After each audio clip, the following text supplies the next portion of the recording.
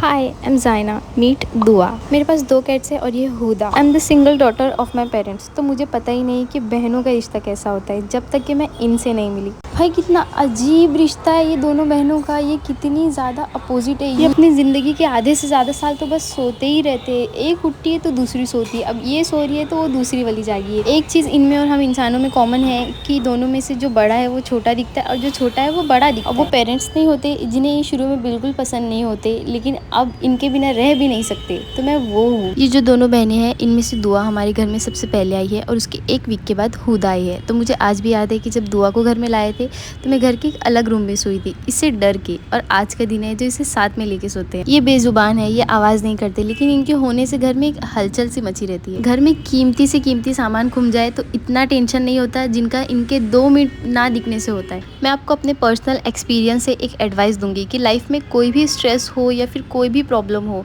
अगर ये साथ में होते हैं तो स्ट्रेस और डिप्रेशन समझ में ही नहीं आता। इनके लाइफ में आने से पहले जो भी स्ट्रेस और जो भी डिप्रेशन होता था वो एक्सट्रीम लेवल का होता था, बट अब इनके लाइफ में आने के बाद जो भी स्ट्रेस और डिप्रेशन होता है वो एक नॉर्मल सा होता है।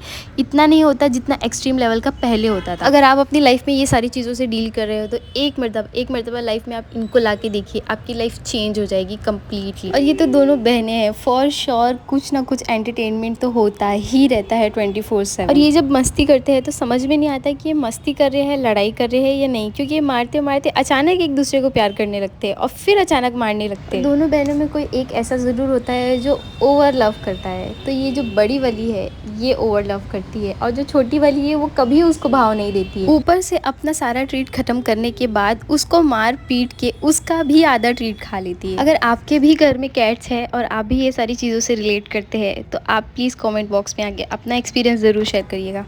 Hope you like this video. Please do not forget like, share and subscribe. Thank you for watching. Bye.